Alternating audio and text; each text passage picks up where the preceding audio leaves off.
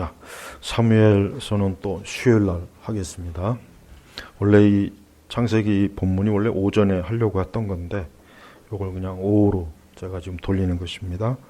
여러분, 우리가 창세기 1장, 2장, 3장 특별히 대단히 중요합니다. 우리가 성경에, 물론 성경 66권 전체가 다 하나님의 계시의 말씀이요 우리에게 하나님의 뜻을 알려주는 말씀이지만 창세기 특별히 1장, 2장, 3장, 그 중에서도 3장은 굉장히 중요합니다. 왜 중요하냐?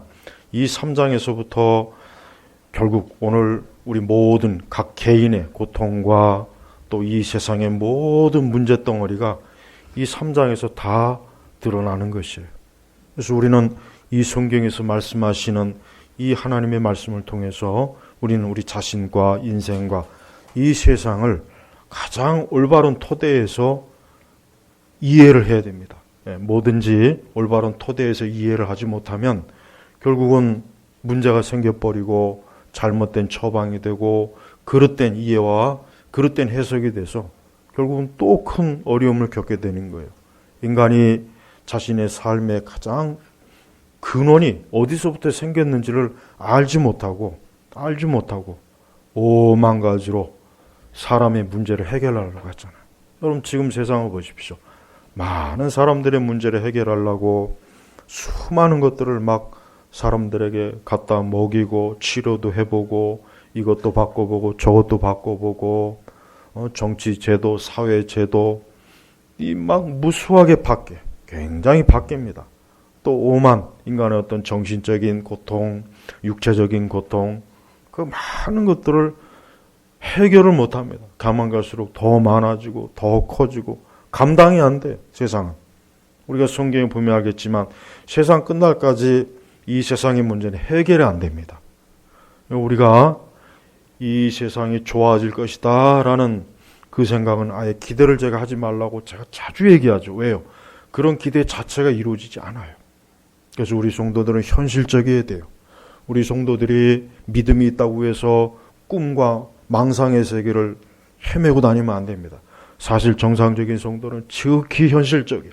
세상이 어떤지 정확하게 알고 인간의 상태가 정확한지 어떻게 알고 그래서 인간의 삶과 운명에 대해서 현실적으로 알아야지 꿈을 꾸고 다니면 안 돼요.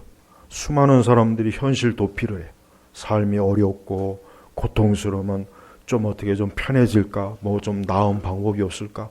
그런 현실 도피가 결국은 더 큰 문제를 일으켜요. 그래서 성도들은 자신의 개인의 삶도 그래요. 우리는 현실 도피를 하면 안 돼. 현실 도피는 그거야말로 나약한 사람들이 처신술이에요.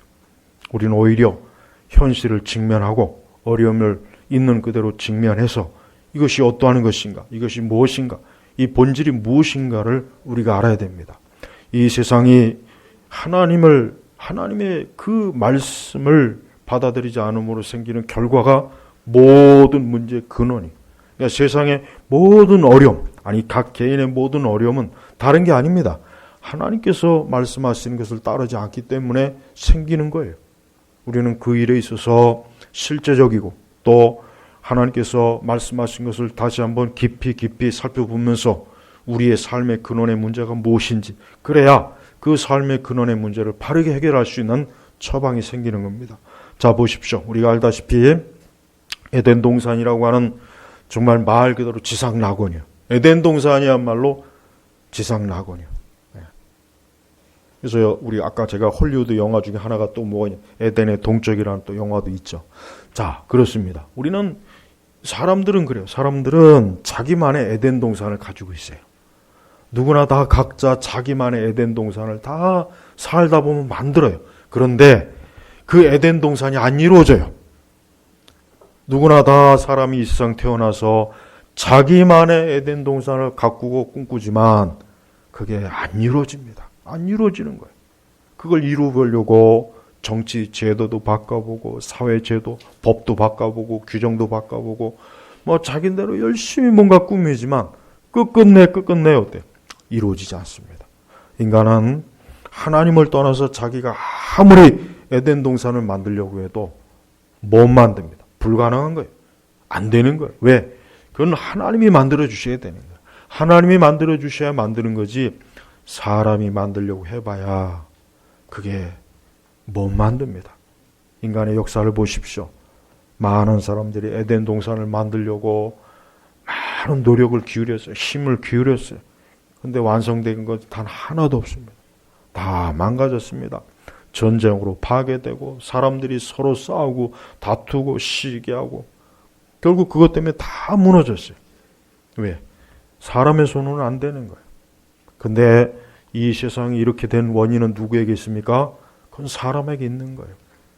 우리가 16절 이후부터 보면은 하나님께서는 이제 차례차례 하나님의 재판장 앞에서 그 범죄자들을 소환해요. 소환해가지고 제일 먼저 이 뱀에게 뱀을 제일 먼저 불러내요. 그래서 뱀에게 일단 저주를 내려버렸어요. 그 다음에 여인입니다. 여인이 보십시오. 내가 내게 임신하는 고통을 크게 할 것이니 내가 고통을 겪으며 자식을 낳을 것이고 내 욕망은 내 남편에게 있으나 그는 너를 다루실 것이다. 여기서 고통이라는 말이 2번 나와요. 남자도 물론 그렇지만은 여자의 일생은 고통이 많아요. 제가 가만히 지켜보면은 여자의 일생은 고통이 많습니다. 그러니까 여성들이 뭔가 자신이 고통 없이 인생을 행복하고 정말 손에 물 안 묻히고 뭔가 자신의 인생을 정말 신데렐라처럼 살고 싶지만 안 이루어집니다. 안 이루어져요. 여성들은 제가 보니까 인생을 보니까 많은 고통 속에 보여요. 저는 그게 다 원인이 있어요. 뭐냐? 이 하나님께서 보십시오. 고통 2번이나 이 여인들에게 고통이 있을 것이다라고 하나님께서 말씀하셨어요. 그러니까 여자의 일생이라고 하는 그 소설 책도 있죠. 유명한 그 문학가가 지은 책. 그래요. 여자의 일생은 가만히 보면은 고통의 연속이에요. 계속 고통을 받아. 이유 없이 고통을 받는 것 같지만 그 근원은 뭡니까? 결국 우리의 첫 어머니가 되는 이 하와가 하나님 앞에 범죄한 그 대가가 결국은 뭐예요? 고통이에요. 그래서 여러분, 우리 여성들은 깨달아야 돼요. 우리 여성들이 자기만의 지상낙원과 자기만의 행복을 찾으려고 인생을 헤매다가는 다 불행해져요. 불행하지 않은 여자가 없어요. 그래서 여인들이야말로 하루속히 하나님께로 와야 돼요. 하나님께로 들어올 때 여인들은 고통이 끝입니다. 예수님께 찾아왔던 여인들 중에 전부 다 고통 속에 찾아왔어요. 예수님의 일생을 보십시오. 특히 혈류증 여인을 보십시오. 몸에 그 피가 흐르는 그 유출병 때문에 오랜동안 고생하죠. 귀신 들린 막달라 마리아도 예수님께 왔죠. 보세요. 예수님의 일생 중에 예수님에게 특히 고통을 받는 여인들이 많이 찾아왔습니다. 그런데 그들이 하나같이 다 그리스도에게 왔을 때 그 고통이 멈추었어요.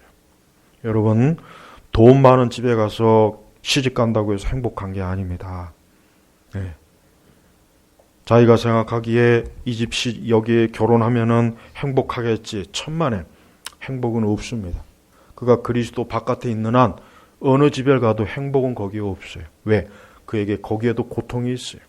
그러니까 특별히 여성들은 여성이라고 하는 그 특수성이 있어요. 하나님이 창조하신 그 여성이라고 하는 특수성 가운데 그 여성에게만 주어지는 고통이 이 첫 어머니, 이 하와 때문에 그 고통이 계속해서 주어진다는 걸 알아야 돼요. 그래서 여성들은 특별히 하나님 앞에 돌아오고 난 이후에는 하나님 앞에 기도를 많이 해야 됩니다. 성경이 뭐라 그랬습니까? 향락을 좋아하는 여자는 죽은 자라 그랬어요. 죽은 자.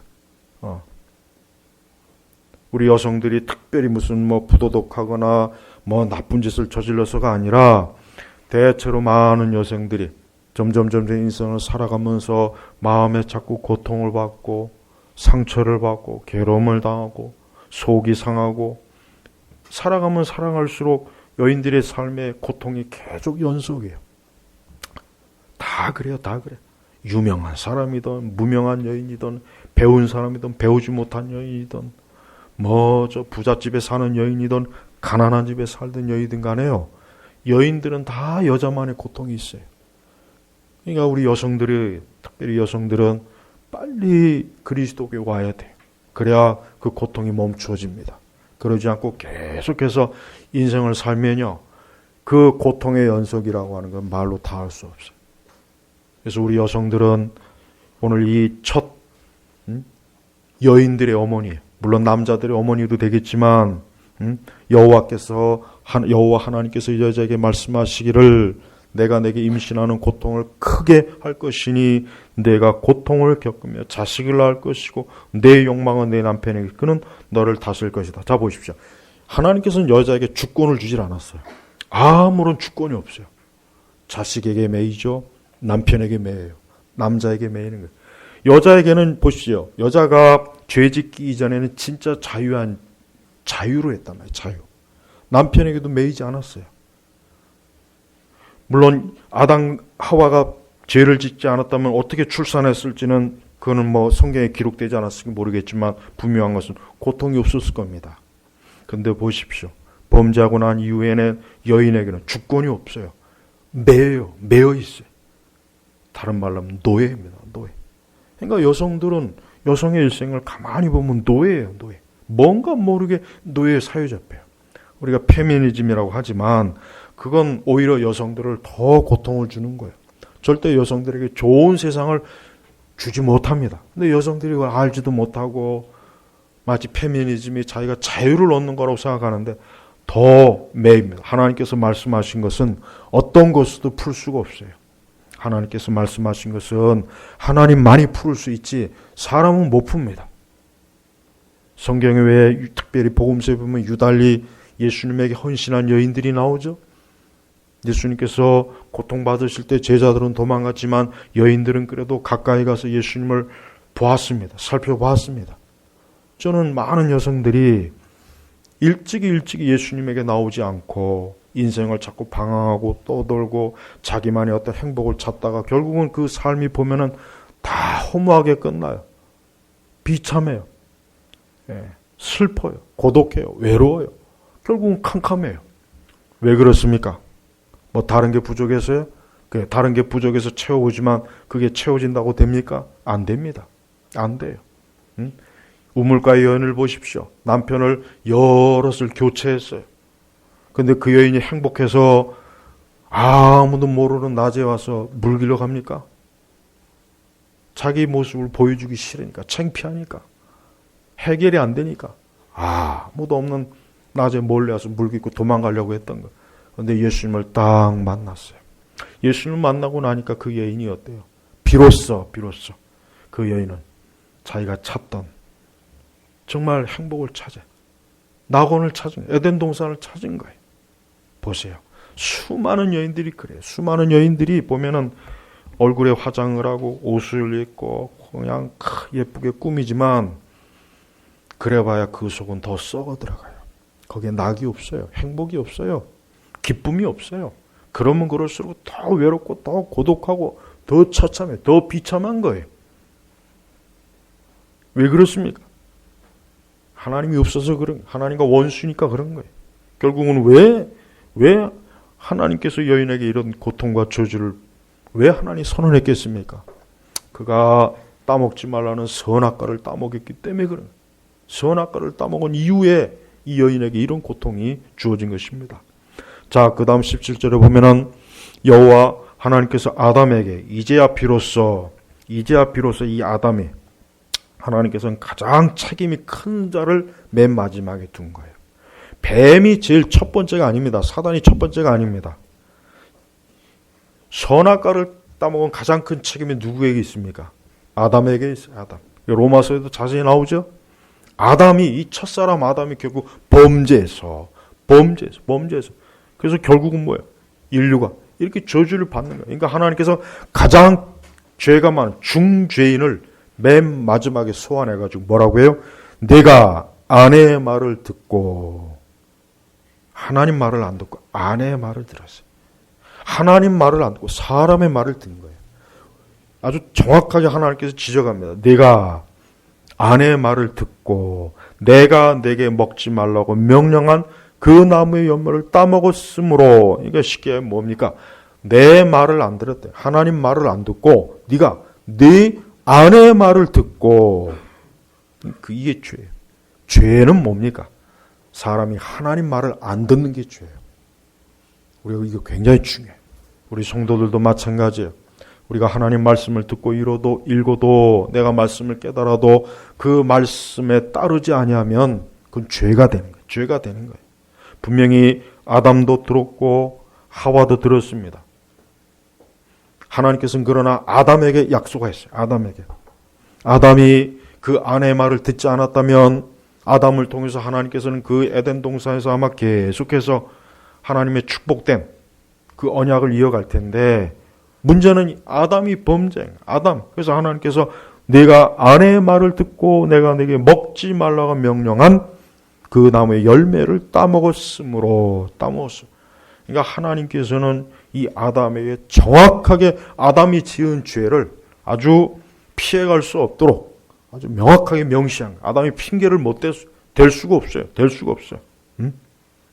근데 결과가 뭡니까? 땅이 너 때문에 저주를 받고, 이 말씀은 뭡니까? 우리가 사는 이 세상이 인간의 죄로 인해서 저주를 받은 거예요. 그러니까 이 세상이라고 하는 것이 지상 낙원이 될 수 없는 이유 중에 하나가 뭐냐면 바로 하나님이 이 땅을 저주했어요. 저주했기 때문에 이 세상 어디에다가도 지상 낙원을 인간이 만들려고 해봐야 안 됩니다. 안 되는 거예요. 왜? 하나님께서 저주를 내렸거든. 땅이 너 때문에 누구 때문에요? 아담 때문에 저주를 받고 너는 평생 동안 수고하여 그 소산을 먹을 것이다. 여기에 이제 남자들의 고통이 있습니다. 남자들은 평생을 수고해야 돼요. 남자의 일생은 평생 동안 수고하는 인생. 밤이고 낮이고 남자들은 수고해. 힘이 들어요. 그러니까 남자로 태어나는 그 자체가 벌써 뭡니까? 수고하는 인생으로 태어나는 거예요. 여성은 고통받는 인생이고 남성은 수고하는 인생이에요. 요거 알아야 됩니다. 하나님께서 그렇게 아예 선을 해버렸어요. 너는 평생 동안 수고해야 그 소산을 먹을 것이다. 그러니까 남성들은 평생을 어때요? 수고하고 고생을 해야 먹고 살아갈 수 있다는. 그러니까 남자도 여러분, 혹시라도 여성분들은 이럴 줄 알았으면 남자로 태어날 걸. 아닙니다. 남자도 고통입니다. 남자가 편해 보입니까? 아니에요. 힘들어요. 남자들은 벌써 조금만 나이를 먹어도 삶의 무게감이, 어깨가 무거워요. 힘든 거예요. 여성들도 물론 아까도 말했지만 여성들은 고통이지만 남자는 수고입니다. 이 고통과 수고는 좀 다릅니다. 이 수고는 뭐예요? 계속해서 어깨에 짐이 올려지는 거예요. 그러니까 남자는요, 나이를 먹으면 먹을수록 짐이 무거워져요. 여자는 나이를 먹으면 먹을수록 고통이 많아지는데 어깨는 그렇게 무겁지는 않습니다. 이건 굉장히 미묘한 차이지만 이건 분명히 달라요. 그래서 남자들은 수고해야 돼요. 남자들은 자꾸 수고하니까 계속해서 어깨의 짐이 늘어나는 거예요. 어깨의 짐이 늘어납니다. 그래서 남자의 죽음과 여자의 죽음은 또 틀립니다. 같은 인간의 죽음이라도 남자는 평생을 수고하다가 기운이 빠져서 그냥 죽는 거고, 여성은 평생을 고통받다 죽는 거예요. 그리고 또 뭐라 하겠습니까? 땅이 네게 가시덤불과 엉겅퀴를 낼 것이며 너는 들의 식물을 먹게 될 것이다. 보십시오. 가시덤불과 엉겅퀴. 이런 게 땅에 있으면 어떻게 됩니까? 이런 게 땅에 있으면 농사 짓기가 힘들어요. 비옥한 땅이 아니에요. 이 가시덤불과 엉겅퀴를 다 걷어내야 돼요. 걷어내야 거기에 씨를 뿌려서 뭘 먹지, 이 가시덤불과 엉겅퀴가 있는 상태에서는 농사가 안 됩니다. 열매를 얻을 수가 없어요. 특별히 우리 남자들은 인생을 살면서 이 가시덤불과 엉겅퀴들이 많아요. 그래서 남자들이 어떻게 보면 여성들보다 더 힘들어요. 그래서 우리 남성들은, 특별히 우리 성도들은, 남자 성도들은 자신의 삶 속에 가시덤불과 엉겅퀴가 없도록 기도하십시오. 이 가시덤불과 엉겅퀴라고 하는 건 뭡니까? 그것은 그 삶에 괴로움을 주는 거예요. 그 삶을 자꾸 괴롭게 하고 그 삶을 자꾸 아프게 찌르는 거예요. 이 가시덤불과 엉겅퀴는 시골에 사신 분들은 알겠지만은 이 가시덤불의 엉겅퀴라고 하는 것은 어때요? 몸에 자꾸 상처를 줘요. 상처를 주고 자꾸 긁어요. 그러니까 이게 숲이나 이런 데를 가려고 하면 이 가시덤불하고 엉겅퀴 때문에 이 상처가 생기고 막 피 흘리고 그래요. 그러니까 남자는 인생을 살아가는 데 있어서 이 가시덤불과 엉겅퀴들이 계속해서 그 삶에 있는 거예요. 그래서 고생을 해요. 힘들어요. 어려워요. 그러다 보니까 수고해야 되고. 하지만 그렇게 하지 않으면 어때요? 너는 들의 식물을 먹지 못하는 겁니다. 못하는 거예요. 그러면서 가장 결정적인 게 19절입니다. 같이 읽겠습니다. 너는 흙에서 지어졌으니 흙으로 돌아갈까지 내 얼굴에 땀을 흘려 음식을 먹을 것이다. 너는 흙이니 흙으로 돌아갈 것이다. 그렇습니다. 이건 우리 모두에 해당되는 겁니다. 우리는 다 흙으로 돌아갑니다. 그러면서 또 뭐예요? 너는 흙에서 지어졌으니 흙으로 돌아가기까지 내 얼굴에 땀을 흘려 음식을 먹을 것이다. 너는 흙이니 흙으로 돌아갈 것이다. 에덴 동산에서 쫓겨난 이후의 삶은 하늘과 땅 차이예요. 에덴 동산은 아담이나 하와나 고통을 겪을 필요도 없고 고생할 필요도 없고 수고할 필요가 없어요. 땀을 흘릴 필요가 없어요. 가시나무와 엉겅퀴도 없어요. 거기는 말 그대로 에덴 동산은 하나님께서 사람들이 완전한 안식과 평안과 거기에는 힘든 게 없습니다. 그러나 저들이 범죄하고 나니까 이제는 어때요? 이제는 이 아담도 그렇고 하와도 그렇고 물 밀듯이 고생스러운 게 밀려오는 거야. 계속 밀려. 잠시도 쉴 수가 없어요. 계속 고통이 밀려오고 어깨가 짐이 오고 가시와 엉겅퀴가 오고 그게 바로 인생입니다. 바로 이게 인생이에요. 여러분 어떤 인생도 쉬운 인생은 없어요.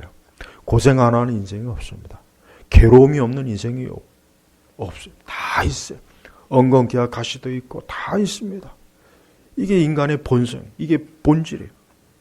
이런 삶에다가 아무리 뭐 기술이 좋고 과학이 좋고 뭐가 좋다고 해서 이게 벗겨지겠습니까? 아니에요. 못 벗겨집니다. 하나님께서 이미 벌써 딱 선언했어요. 그러니까 이 아담과 하와는 이 아담과의 모든 인류는 이 아담과 하와에게 내린 이 저주와 이 형벌을 계속해서 받는 거예요. 계속해서 받는 거예요. 이게 바로 뭡니까? 죄 때문이에요. 죄. 그러니까 죄는 인간을 고통스럽게 고생스럽게. 그래서 이 성경에서 죄를 계속 경고하는 이유가 뭐냐면 죄는 우리의 삶을 계속해서 죄를 지면 질수록 고통이 옵니다. 이걸 알아야 돼요. 죄를 지면 고통이 오고 가시밭길이 오고 엉겅퀴가 와요. 죄를 지면 질수록 수고스러워요. 근데 이 마귀나 세상은 어떻습니까? 죄를 자유다. 자유. 죄를 자유로 자꾸 보여줘요. 그러니까 사람들이 아무것도 모르고 오히려 죄를 지으려고 해요. 왜? 죄를 지으면 자유로울 것 같고 죄를 지으면 더 평안한 것 같고 죄를 지으면 엉겅퀴도 없어지고 가시도 없어지고 죄를 지으면 고통도 안 받고 수고도 없어질 줄 알고 그렇게 착각하고 그렇게 속아서 죄의 길로 가요. 그런데 그러냐? 실제로 그렇습니까? 아니죠. 하나님께서 선언하셨기 때문에 아무리 사람이 발버둥을 치려도 칠 수가 없어요. 벗어날 수가 없는 거예요. 그러니까 하나님께서 이 선고한 거는 아담과 하와를 포함해서 앞으로 아담과 하와를 통해서 태어날 인류 전체가 바로 이러한 삶을 살게 될 것이다. 인생이 바로 이럴 것이다라고 하나님께서 미리 예고한 거예요. 이게 바로 현실입니다. 인간의 현실은 낭만적이질 않아요. 인간의 현실은 꽃길이 아닙니다. 인간의 현실이 무병장수가 아닙니다. 슬픔도 없고 애통도 없고 괴로움도 없고 수고도 없고 엉겅퀴도 없고 가시도 없고 그런 삶 사는 사람이 한번 나와보라. 한번 나와보라. 누가 있는지 보고 싶어요. 없습니다. 영국 여왕일지라도 고통이 있어요. 한 나라의 통치자의 왕일지라도 아담의 저주가 그대로 있습니다. 누구나 다 마찬가지예요. 바로 이러한 것에서 우리를 건지시는 분이 누굽니까? 예수 그리스도이시죠. 이러한 고통과 저주에서 건지시는 분이 바로 예수 그리스도이시죠. 예수님께서 이 땅에 오신 이유는 하나님께서 내린 이 저주를 예수님께서 대신 받으시고, 예수님께서 대신 담당하시고, 예수님께서 대신 그 저주를 짊어지시고, 그 대신 우리를 자유하고 해방케 하는 거예요. 그래서 성도들이여, 이 땅에서 하나님을 잘 믿고, 여기서 잘 믿는다는 것은 전적으로 하나님을 신뢰하고 하나님을 의지하고 하나님 말씀대로 살아갈 때 아담과 하와에게 내린 이 저주와 형벌이 우리를 비껴가는 거예요. 우리를 비껴가는 거예요. 우리를 비껴가요. 우리에게 닥치지 않습니다. 물론 성도들도 이 땅에 살면서 약간의 고통과 가신이 있어요. 하지만 그것은 하나님께서 남겨두신 거예요. 우리로 하여금 계속해서 하늘을 바라보라고 남겨두신 겁니다. 하지만 믿지 않는 자들은 정말 고통과 이 수고 때문에 저들은 지칩니다. 힘이 듭니다. 고생을 합니다. 괴롭습니다. 숨을 쉴 수가 없어요. 잠시도 평안이 없어요. 그게 그들에게 고통이에요. 이게 바로 범죄한 대가입니다. 우리는 이 인생 자체에 속으면 안 돼요. 많은 그리스도인들이 인간이 살아가는 그 삶 자체에 자꾸 속아요. 자꾸 속고 허망한 것을 꿈꾸고 허망한 것에 기대하고 자꾸 허망한 꿈을 꿔요. 성도는 그렇게 하면 안 됩니다. 성도는 이 땅에서 하나님께서 내리신, 아담과 하와에게 내리신 이 저주와 선고를 보고, 그래, 이 세상은 하나님께 범죄한 인간이 살아가기에는 이 세상은 너무나 많은 고통과 수고와 가시와 엉겅퀴가 있구나. 그걸 알고 그 삶 하루하루를 하나님을 믿고 하나님 의지하고 살아가는 거예요. 그게 성도의 삶이에요. 여러분, 특별하게 대단한 인간은 없어요. 특별하게 대단한 인생들은 없어요. 다 똑같아요. 약간 겉으로 좀 화려하게 보이고 약간 뭐 좀 있어 보이는 거죠. 별다를 게 아무것도 없습니다. 그래서 우리는 사람들이 겉으로 보이는 인생에 속지 말고 우리의 삶의 궁극적인 목적이 무엇입니까? 하나님께서 이러한 저주를 선언한 것은 저들이 죄를 졌기 때문에 공의의 하나님이시라 이러한 죄의 저주를 선언하는 거예요. 그러나 하나님께서는 이들을 영원히 형벌로 내쫓지는 않으셨어요. 오히려 이들에게 뭡니까? 21절에 보니까 여호와 하나님께서 아담과 그의 아내에게 가죽옷을 만들어 입히셨다. 이게 바로 하나님의 은혜입니다. 가죽옷을 만들어 입히셨다. 이 가죽옷이 어디에서 났겠어요? 어떤 동물의 희생 제사로 잡았겠죠. 피를 흘렸겠죠. 바로 그 피 흘림이요. 예수 그리스도께서는 저주받은, 고통받는, 수고하는 인생들의 생명의 주가 되신 분이에요. 예수님 뭐라 그랬습니까? 수고하고 무거운 짐진 자들아 다 내게로 오라 그랬잖아요. 수고하고 무거운 짐진 자들아 다 내게로 와. 사람들이요, 조금만 지혜롭다면, 내 삶이 왜 이렇게 수고스럽지? 내 삶이 왜 이렇게 무겁지? 왜 이렇게 내 삶이 뭔가 모르게 나를 짓누르고 나에게 고통을 주지? 그런 사람들이 예수님께로 오라는 거예요. 그래서 예수님께서 수고하고 무거운 짐진 자들아. 그러니까 모든 인생은 태어나는 그 순간 수고하고 무거운 짐을 지은 채로 이 세상에 태어나는 거예요. 아직 아기들을 보면 행복해 보이죠. 아기들을 보면 행복해 보이고 마냥 참 천진난만하죠. 그러나 영적으로는 그 아이가 태어나는 그 순간 벌써 수고와 무거운 짐이 그 아이에게 벌써 있어요. 그 아이에게 있는 거예요. 그러니까 우리 부모들은 할 수 있는 한 자기의 자녀들이 그 인생의 수고, 무거운 짐을 짓지 않도록 하나님 앞에 기도를 좀 많이 하십시오. 그게 부모가 자녀를 사랑하는 거예요. 앞으로 자녀들이 살아갈 인생에 가시도 있고 엉겅퀴도 있고 고통도 있고 수고도 있어요. 그 아이들에게 있단 말이에요. 그 아이들의 인생이 있습니다. 그걸 조금이라도 부모가 경감을 시켜주려면 자녀를 위해서 많이 기도하시고 그들이 그리스도 예수 안에서 살아가도록 해서 그리스도 예수 안에서, 예수님 바깥에서는 이 모든 저주가 있는 그대로 퍼부입니다. 있는 그대로 퍼부어요. 쉴 틈이 없어요. 그러니까 하나님께서는요, 악인에게는 평강이 없다 그랬죠. 악인에게는 평강이 없다 그랬어요. 악인에게는 하나님께서 매일매일 쏟아부어요. 매일매일 쏟아부어요. 너는 하나님과 나와 원수지간이기 때문에 내가 너에게 잠시도 평안을 안 준다. 너의 삶을 내가 아주 소금 치듯이 너를 괴롭힐 것이고 너를 고통을 줄 것이고 너를 잠시도 평안하게 놔두지 않을 것이다. 하나님 진짜 인생들이 그렇게 하셔요. 진짜 인생들이 그렇게 하신다니까요. 그러나 그리스도 예수 안에 들어오면은, 그리스도 예수 안에 들어오는 그 순간부터는 어때요? 그런 하나님의 무서운 형벌과 저주가 딱 끝입니다. 딱 막아줘요. 예수 그리스도께서 막아줘요. 그래서 여러분 성막의 구조를 보시죠. 성막의. 그 성막의 구조를 보면 해달의 가죽으로 딱 덮잖아요. 그리스도로 덮는다는 거예요.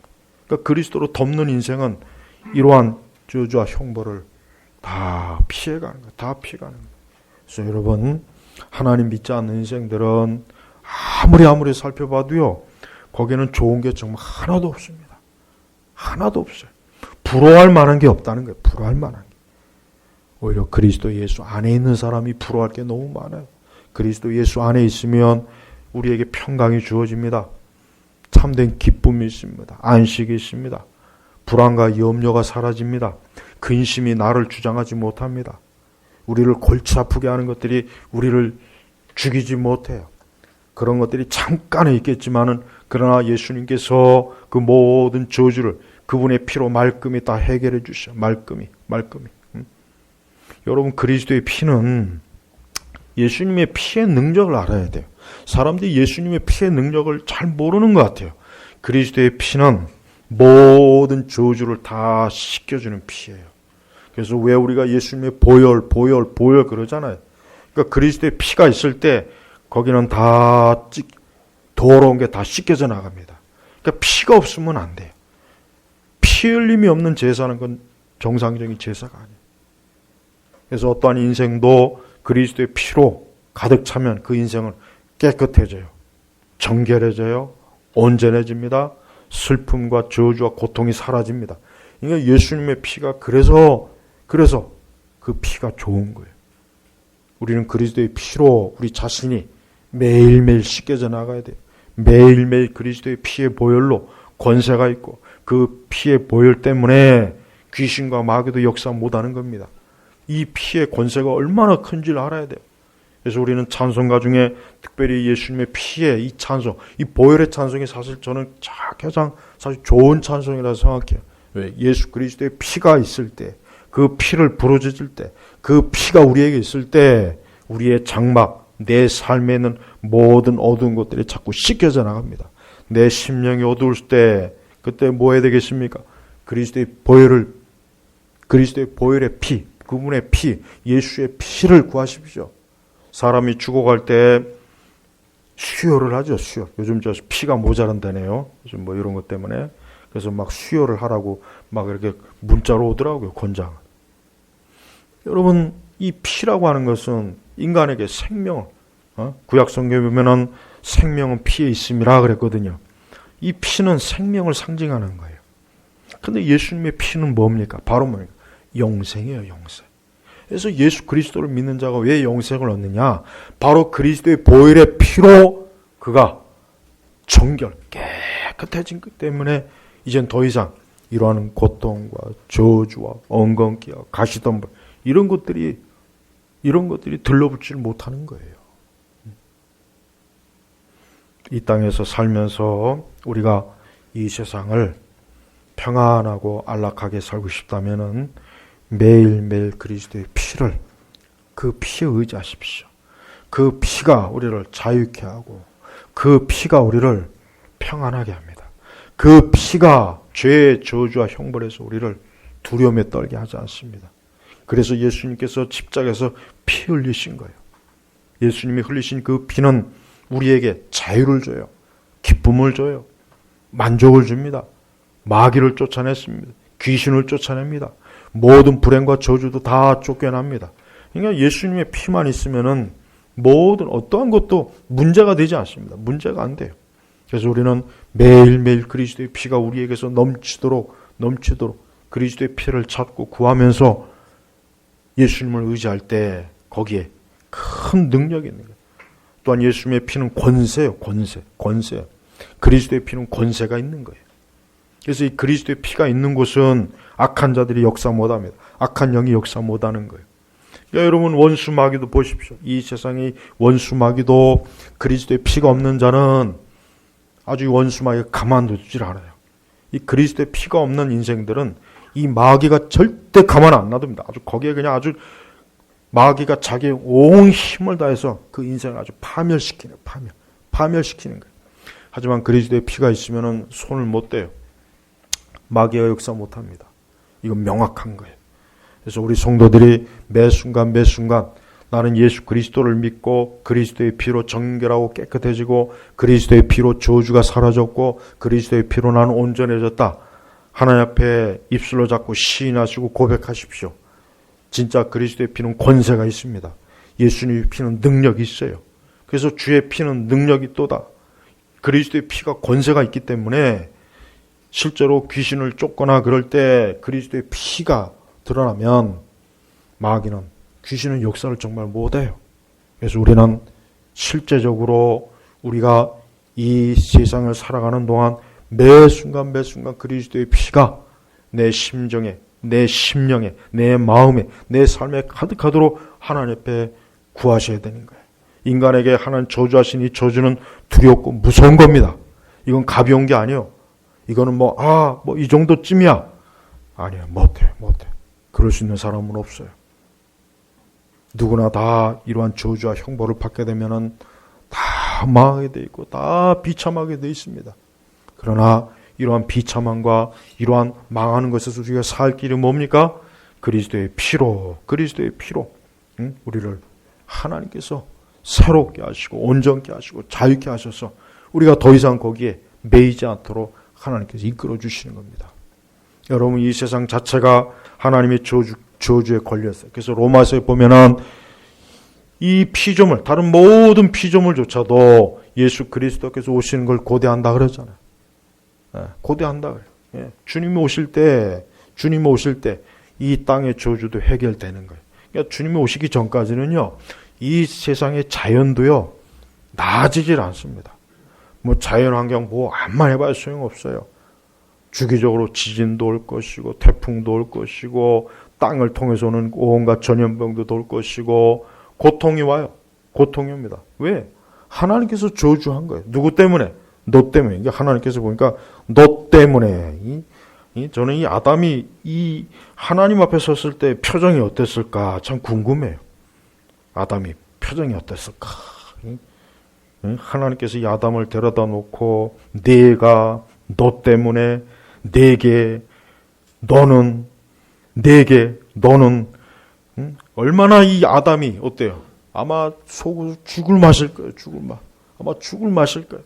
내가 어쩌다가 이 선악과를 따먹었을까? 하나님이 분명히 따먹지 말라고 했는데 어쩌다가 내가 따먹었을까? 그러니까 이 아담도 처음에는 화가 나니까 뭐라고 합니까?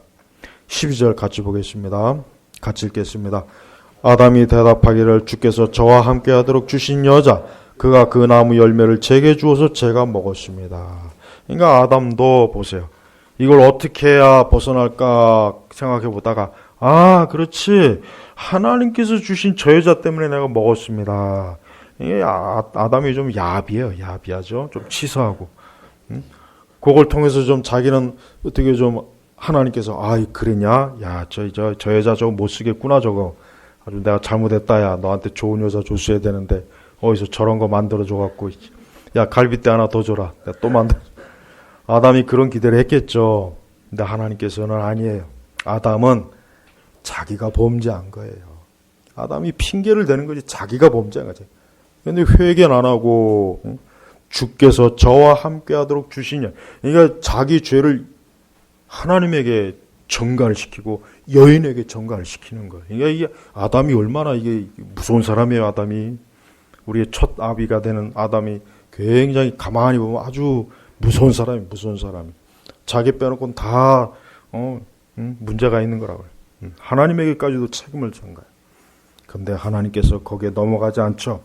17절, 18절 보면 19절 보면은 내가 계속 반복해. 그러니까 아주 아담이 그 하나님에게서 선고를 때 얼마나 거기서 고통스럽겠어요. 너 때문에, 너가 내게. 그래요. 그런데 이러한 아담의 저주와 형벌을 누가 감당하셨습니까? 예수님이 감당하셨잖아요. 하나님께서는 아담과 하와를 구원할 의미가 없어요. 구원해 줄 의미가 없어요. 그냥 너희는 영원히 지옥에 가거라 해도 하나님은 의롭습니다. 그러나 하나님께서는 아담과 하와에게 긍휼, 은혜를 베풀어서 짐승의 그 가죽옷을 만들어 입히신 거예요. 여기에 바로 뭐가 나옵니까? 우리 주 예수님의 십자가의 보혈이 그림자가 서서히 스며드는 거예요. 우리는 우리가 받을 형벌과 저주를 예수님이 받으셨다는 걸 기억하십시오. 그래서 사람이 가장 좋은 상태가 언제입니까? 그리스도 예수 안에 있을 때예요. 그리스도 예수 안에 있을 때입니다. 여러분 제발 예수님을 떠나지 마십시오. 예수님과 조금 더 거리를 두지 마십시오. 여러분이 잘 되던 못되던 흥하던 망하던 그리스도 예수 안에 계시면 돼요. 그리스도 예수 안에만 있으면은 아무 문제가 없어요. 아무 문제가 없어요. 이 세상의 본질적인 문제는 뭡니까? 하나님의 아들 예수 그리스도를 멀리하기 때문에 그래요. 멀리하기 때문에. 세상의 모든 불행은 가만히 살펴보면은 하나님의 보호를 받지 못해서 그런 거예요. 하나님의 보호를 받지 못한 거예요. 다 그겁니다. 모든 원인은 다 그거예요. 모든 원인은 다 거기에 있어요. 우리가 이렇게 하나님 안에서 예배를 드리고 말씀을 듣고 기도하는 게 이게 얼마나 축복인 줄 아십니까? 이걸 통해서 여러분들은 내일 또 한 주간 삶을 보장을 받는 거예요. 하나님이 지켜주는 겁니다. 하나님이 보호하시는 거예요. 하나님이 함께 하시는 거예요. 그러니까 어떤 일이 있어도 그리스도를 벗어나지 마십시오. 예수님께서는 그의 피로 우리를 샀어요. 우리를 건지셨어요. 우리를 지키고 있어요. 그 피는 흐려지질 않아요. 어느 누구도 그 피를 지울 수 없습니다. 세상에 어떤 것도 그 보혈의 피를 흔적을 지울 수 없어요. 그건 영원한 거예요. 누구도 지울 수 없습니다. 그리스도의 피는 영원하니까 그 피가 내 심령속에 지켜졌으면 안심하십시오. 아무것도 걱정할 것, 두려울 것도 없고 적어도 우리에게는 불행과 저주가 없다는 것, 그거 한 가지만큼 여러분 아세요. 그리스도 바깥에 있는 사람은 그 삶 자체가 저주입니다. 재앙입니다. 행복이 없습니다. 그들이 아무리 돈을 지금 많이 벌고 있고 아무리 좋은 거 있어서 먹고 마셔도 시간이 지나면 또 원상태로 가서 또 어둠이 오고 또 저주가 오고 또 적막하고 또 근심이 오고 또 염려가 오고 또 고통이 오고 계속 그래요. 멈추질 않아요. 그러나 그리스도 안에 있으면 딱 멈춰요. 그리스도 안에 있으면 그 순간 딱 멈춥니다. 하나님께서 역사하시니까 홍해 바다가 갈라지고 요단강이 딱 멈췄듯이 그리스도 예수 안에 있으면요, 이 세상의 모든 저주와 모든 게 딱 멈춰버려요. 아주 신기해요. 그러니까 여러분, 간증 중에 제일 재밌는 간증이 무당들 간증이 제일 재밌어요. 재밌다기보다는 아주 실감나요. 왜?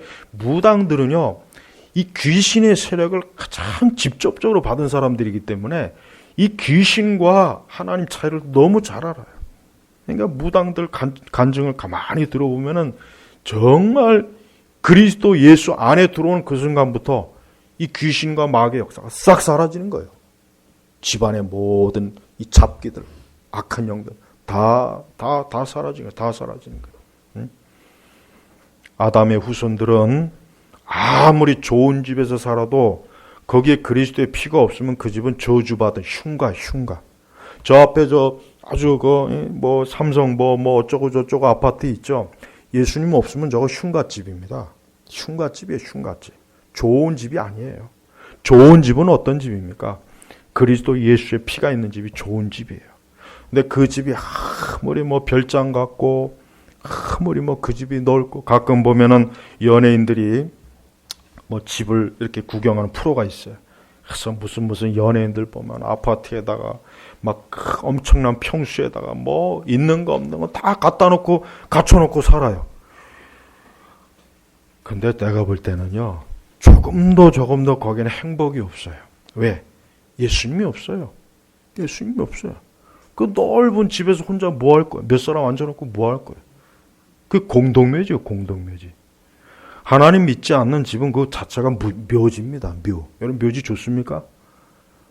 묘지는 좋은 게 없어요. 저도 어릴 때 산에 놀러 가면 묘지가 있어요, 묘지. 근데 묘지 가면 싫어요. 음산하고 뱀도 많고 아주 흉측스러워. 그래서 한낮에도 공동묘지는 안 가요.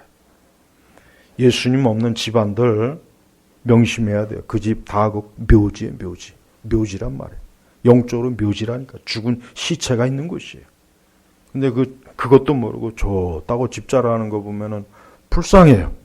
영적으로 눈이 멀어서 불쌍한 거예요.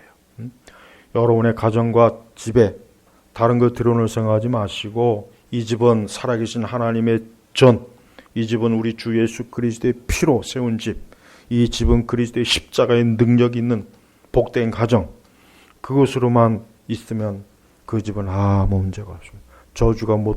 저주가 문지방을 못 넘어요. 못 넘어요. 여러분 왜 옛날 사람들이 그 문지방에다 뭐 부적 붙여놓죠? 그게 다 이유가 있는 거예요. 그게 그냥 여러분 미신을 자꾸 우습게 여기는데 이 미신과 이 귀신 섬기는 건 다 의미가 있어요. 다 이유가 있는 거예요. 그게 다 이유가 있어요. 이유가. 왜 문지방에다가 부적 붙다가 놓고 음식점에다가 북어대가리 갖다 놓고 실타래 갖다 놓고 거기에 악귀가 들어오지 말라는 거예요. 들어오지 말고 그래야 이것들이 들어오지 않아서 사업이 번창하고 가와만사성이 이루고 다 그런 힘으로 부적 갖다 보고 북어대가리 갖다 놓고 실타래 갖다 놓는 거예요. 난 음식점 갈 때 어느 때 보면은 문지방을 꼭 봐요. 근데 꼭 어느 집 요즘도 그 보면 북어대가리 올려놓고 아주 밥맛이 뚝 떨어져요. 그냥 아주 그냥 밥맛이. 그런 집은 밥 먹으면 안 돼요, 사실은. 근데 또 먹다 보면 또 맛있어서 먹긴 하는데 뭐 예수 믿는 사람이 뭐 상관이 있어요. 뭐 북어대가리 있던 뭐 오징어대가리가 있던.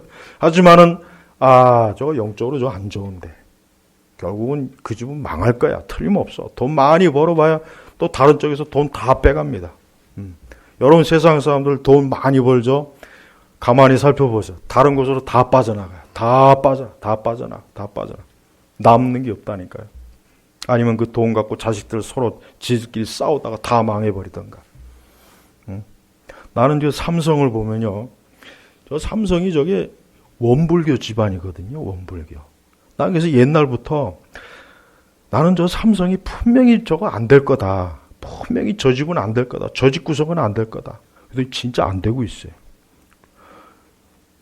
원불교를 그렇게 지원합니다. 네. 세계에서 돈 많은 갑부로 몇 손가락에 드는 집이 그런 우상과 그런 저주에 그거를 그렇게 하니 거기 무슨 복이 있겠어요? 생각해 보십시오. 듣는 원불교 사람 기분 나쁘겠지만은 이왕 한 김에 하여튼 불교, 원불교 하여튼 저주 받을 줄 알아요. 저주. 그렇게 계속해서 불교에 가 있고 부처대가리 숭배하고 천주교 마리아상 가서 꾸벅꾸벅 절하고 그 짓 하면은 없는 귀신도 찾아옵니다. 절대 좋은 거 없어요. 우리 성도들, 우리 사는 세상의 이교. 여러분 눈에는 이 귀신과 마귀들이 이게 그런 것들이 눈에 훤히 들어와야 돼. 저런 것들이 다 귀신이야. 마귀적인 문화란 말이야. 옛날처럼 우리 조상들처럼 뭐 이렇게 저렇게 하지 않아도 인간의 본성은 똑같습니다. 하나님 본성, 이제 하나님 없는 인간의 본성은요, 여전히 귀신 숭배하고, 거짓 숭배하고, 거짓 우상 숭배하고, 다 그래요. 하나도 달라는 게 없어요. 똑같아요. 그러니까 그런 것들을 철저하게 막으려면, 뭐로 막습니까? 예수님의 피로 막아야 돼요. 우리 성도분들, 가정에서 가정예배 드리세요. 예? 5월 가정의 달이라고 했죠. 나는 가정의 달 설교를 주제로 안 합니다.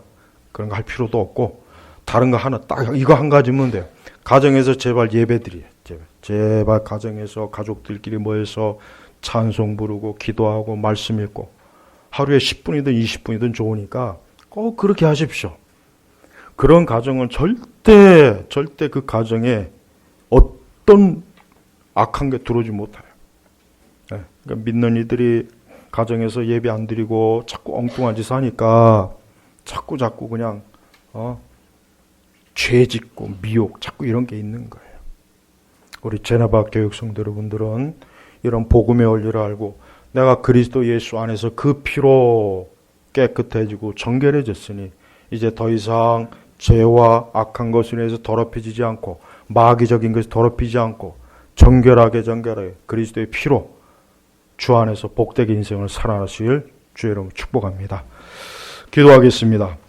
하나님 아버지 감사합니다. 오늘 시간에도 우리 주님께서 우리 성도들을 이 악한 시대, 악한 세대, 악인이 가득한 이 세대에서 오직 철저하게 그리스도의 권능으로 보호해 주시고 함께 하소서. 감사하며 우리 주 예수님의 이름으로 기도 올렸습니다. 아멘.